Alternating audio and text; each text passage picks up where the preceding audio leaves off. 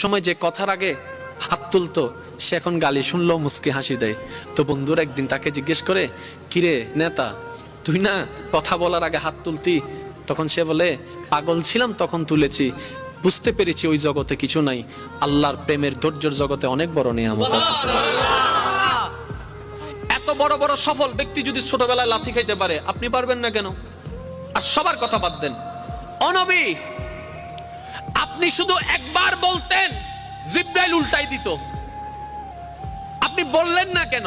নবী রাহমাতুল লিল আলামিন বলে, পাওয়ার থাকার পরও যে পাওয়ার দেখায় না সে তো সত্যিকার পাওয়ারফুল ব্যক্তি। সুবহানাল্লাহ। যার হাসে কিছু নাইতে হবে, দেখ চিনস না এখন এর নাম জানোস না, আর বা ফোন চিনস না, যার তো নাইতে হবে। আর যার থেকে আছে, যার থেকে পাওয়ার আছে সে কি চুপ। যার থেকে সত্যিকার ক্ষমতা থাকে সে কখনো কথা বলে। আপনাকে গালি দিল, আপনি উল্টা গালি দিলেন, ধৈর্য ধরলেন।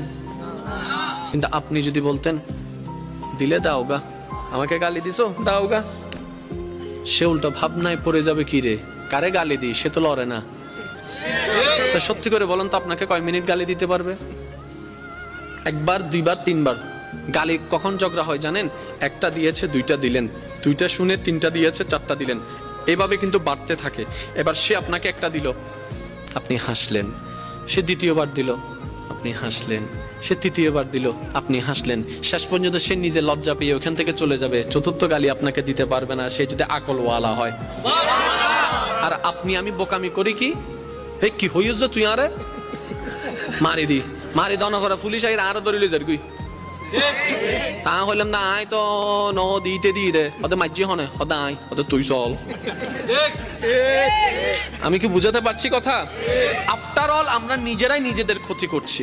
যদি আমরা ইসলামের ফর্মুলা গুলাকে একটু ঠান্ডা মাথায় মাথায় বসাইতে পারি, সফলতা আপনার কাছে, সফলতা আপনার কাছে। আপনি কি দরকার আপনার? আমি প্রায় সময় বলি, আজকেও বলছি, কি দরকার আপনার যেটা আপনার রবের কাছে নাই?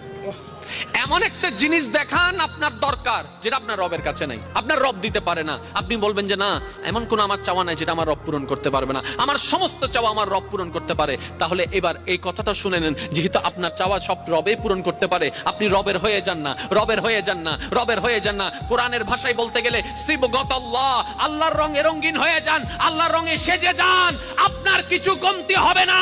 আপনি যদি পাহাড়ের গুহায় বন্দী হয়ে যান, জগৎ বলবে আমরা কেউ চিনি না তাকে, জগৎ বলবে খুঁজে পাচ্ছি না তাকে, আপনি বলবেন কাউকে পাচ্ছি না, রবে বলবে বান্দারে চিন্তা করিস না, লা তাখাফ, ভয় করিস না, ইন্নাল্লাহা মানা। সুবহানাল্লাহ। আপনার পক্ষ থেকে যেন কোনো অত্যাচার না হয়। বলেন, আপনার পক্ষ থেকে কোনো অত্যাচার? কেউ যদি আপনার ভাই কিংবা বোন যদি জায়গা পেয়ে থাকে, সম্পদ পেয়ে থাকে, দিয়ে দেন, কারণ 1 ইঞ্চি জায়গা দিয়ে কিচ্ছু হবে না। ঠিক ঠিক। আল্লাহর ওয়াস্তে একটু বুঝেন, 1 ইঞ্চি জায়গা দিয়ে কিচ্ছু হয় নাই, কিচ্ছু হবেও না, কিন্তু হাসরে গেলে অনেক কিছু হয়ে যাবে ভাই। তো সুতরাং ওইখানে যাওয়ার আগে যত মামলা আছে এখান থেকে সব শেষ করে নেন, ঠিক না ভাই? ঠিক। কারণ আল্লাহর পাল্লায় পড়লে কিন্তু খবর আছে, আল্লাহর বিচারের পাল্লায় পড়লে খবর আছে। আর সবচেয়ে মজার কথা কি জানেন? কোন বান্দা যদি নিজে থেকে চায় আমি পরিবর্তন হব, সে ছেলে হোক কিংবা মেয়ে হোক, সে যদি অন্তর থেকে সে যদি এতটুক চায় আমি পরিবর্তন হব, আল্লাহ পাকও তাকে পরিবর্তন হওয়ার জন্য সাহায্য করেন। সুবহানাল্লাহ। কত বেনামাজি এখন নামাজি হয়েছে জানেন? সুবহানাল্লাহ। কত নামাজি এখন তাহাজ্জুদওয়ালা হয়েছে। সুবহানাল্লাহ। হাজার হাজার আছে। এক সময় নেশা করতো এমন ছেলে, এখন 5 ওয়াক্ত নামাজি হয়েছে এমনও আছে। সুইসাইড করতে গিয়ে ফেরত এসেছে।